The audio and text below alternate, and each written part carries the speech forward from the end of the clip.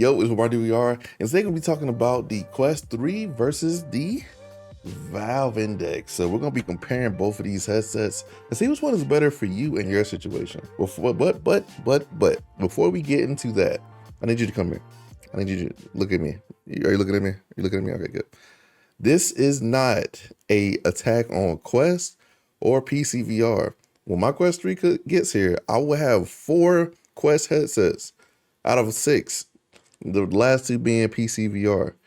So look, I support both, okay? I am not a Meta fanboy, but I am also not a PSVR fanboy. I think both are needed for VR to make this thing work, okay? So now that we talked about this is no fanboyism going here. If you guys in the comments doing all the fanboy stuff, I'm gonna roast you, okay? I'm gonna roast you, and I'm gonna laugh at you, and other people are gonna laugh at you too. But all right, that's it. Pretty much it for that. Let's go ahead and get into it. All right, guys. So a few days later, I did a lot of thinking. I think the best way to illustrate this in the video form is to show you guys a chart and kind of work our way through it with examples. So I put the Quest 3 on one side, and I put the Valve Index on one side, and I'm gonna show it to you guys now as I move the screen over. All right, so this is a chart, and so as a PSVR guy, I gotta say this chart is very lopsided. And it kind of makes sense because, you know, one headset is coming out in 2023 and you got the other that came out in 2019.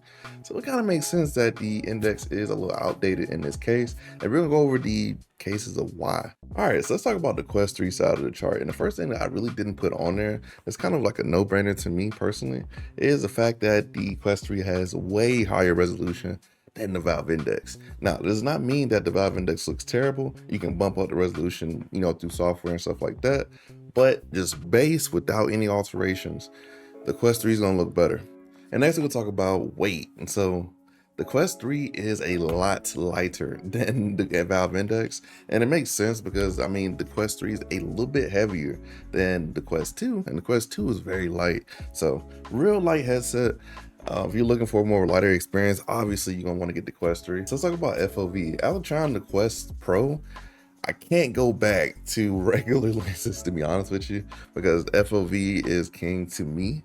And so if you're looking for a wider FOV, the Quest 3 does beat out the Valve Index by a few degrees. So you definitely get a wider FOV with the Quest 3 when it comes to horizontal FOV. Now vertically, the index is actually a little bit wider, but for me, I like horizontal over vertical when it comes to my FOV. Next, we're gonna talk about the mixed reality capabilities. MR is a really big thing nowadays, and it's becoming a bigger thing. And I think it's gonna be a really big thing once the Quest 3 actually draws and people can actually experience mixed reality in their homes and stuff like that. So if you want a mixed reality experience, the Index is not gonna be able to help you there because the pass-through for the Index is kind of terrible, to be honest with you, compared to the Quest 3. The Quest 3 has some of the clearest pass-through I've ever seen in a VR headset, and it's kind of crazy coming from the Quest Pro because the Quest Pro was very impressive. Next is something that a lot of you guys on the Index side are probably waiting for, and that is PSVR streaming. Personally, that's what I use a lot of my Quest Pro and Quest 2 for, because I'm a PSVR guy mostly. I mostly play my games with my PC.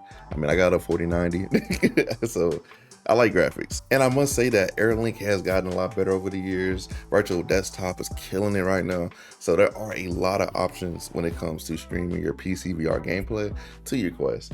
And honestly, and I hate to admit this, I don't mind a wire, but if I can avoid a wire, I definitely will in this case, because the wire does get a little annoying when you're playing games like Blade and Sorcery and Battle Talent. Even contractors, when we're playing with like a gun stock and stuff like that and the wires getting stuck on it. The worst thing about the PSVR life is compression. So the compression does make the games look a little bit worse compared to if they were like playing native on the Index, which is a really big thing, but it really depends on, one, your setup, and then two, your internet. If you have good internet, you're obviously not gonna have any issues. Like I haven't had any issues in my new house because, well, we have better internet now. So definitely a case-by-case basis. If you know you got that good internet, definitely try the AirLink, try Virtual Desktop. But if you don't have good internet, you're gonna need a wire. But you can also wire in your Quest 3 because you can do that with all the Quest headsets. So a lot of times I'll use the wire if I'm playing like Elite Dangerous or something like that. And I just kind of need, you know, I'm sitting down, I'm not really gonna care about a wire if I'm sitting down. Most of you guys are gonna like having an option to switch between having a wire and not having a wire. So definitely keep that in mind. Moving on. All right, so next is comfortability. And I must say, my Quest 2 and my Quest Pro is infinitely more comfortable than my Index. And the only reason my Index isn't comfortable is because of the head strap. There's no way you can really replace it. I haven't seen any alternative Index straps because it's pretty much built into the thing, really. So yeah, this headset is way, and this is honestly the point that's going a little bit lower, but I can go ahead and bring it up now. This headset is a lot more modular than the Valve Index. Like, look at it. I put a fan on the top of this thing, switched out the lenses, the facial interface, the head strap. There's no part of the Quest that you really can't mod, except maybe you can mod the front too. You can put stickers and stuff on it. But it's a very modular headset. And honestly, the bubble strap for the Quest is one of the best straps that I have ever used in my life, to be quite honest with you, other than maybe the PSVR 2 strap that I really like. So comfortability is a must for me when it comes to playing VR, because I play a lot of VR. I like being comfortable. And then two, the heat that this thing produces when I play, I had to put a whole fan in the front because this thing gets so hot, man. It gets so hot when you're playing VR. And then two, the facial gasket is very uncomfortable. Now, you can't go to places like VR Cover, and you can't go to other websites to get, facial interface replacements, and they can't be comfortable, but it's just the way the gasket is shaped for the Index, which makes it really uncomfortable for my face. And I know a lot of people have that issue. The Quest 3 also has a lower price range, $499 versus $1,000. Now, I do like the premium feel of that Valve Index setup, because I mean, when I opened that box, it was like the coolest thing ever, because it was like a real experience. Like I was opening like an Iron Man suit in the box, something like that.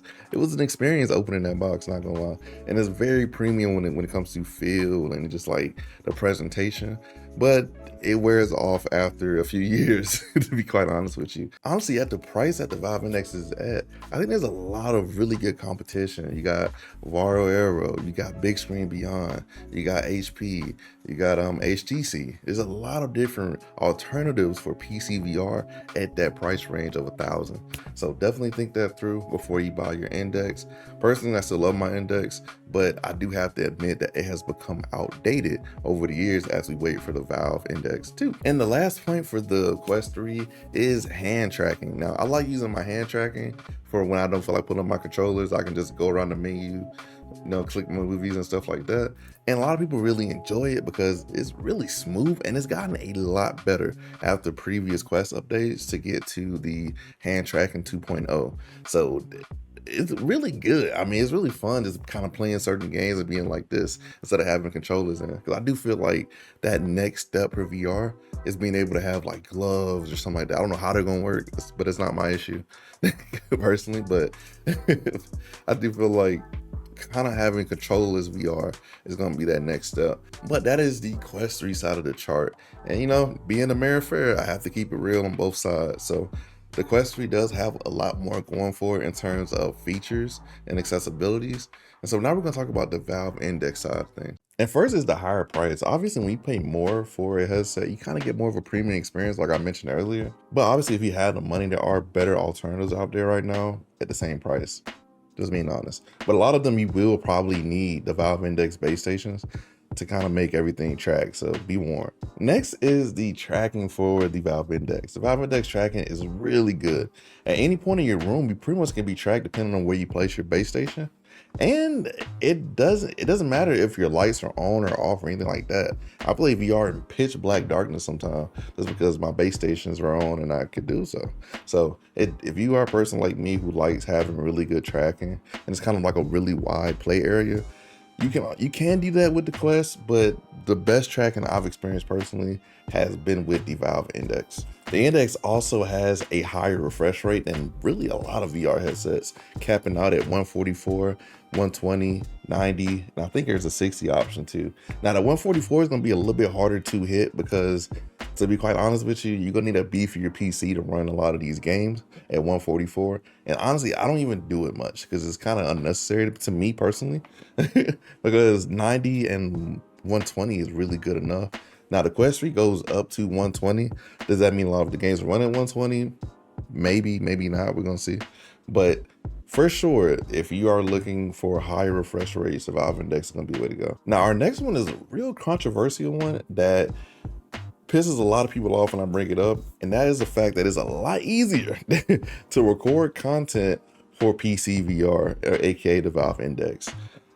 Recording on the Quest Pro or the Quest 2 is terrible because I have to use side quests. You only can see one lens. It's real bad. So a lot of content creators would agree that the actual content recording for Quest platform is severely lacking compared to other platforms. Now, Meta has said they're going to improve on that with the Quest 3. I haven't seen any interface or anything like that for it, but I have heard from a lot of other content creators that the Quest 3 is prioritizing people being able to make content, live stream, stuff like that, which is really good. So maybe in like a year or maybe even like 6 months, my opinion on that will change. But as of right now, the Index PC VR is king for recording content. Because even if you look like on YouTube or TikTok, a lot of the popular clips you'll see of VR is going to be somebody playing PC VR or PSVR.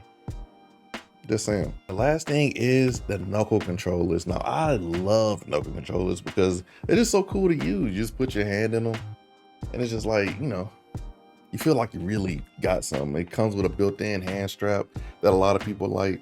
And then two, it's just like a really fun controller to use. Like, look, I got big hands, so it works perfectly for me.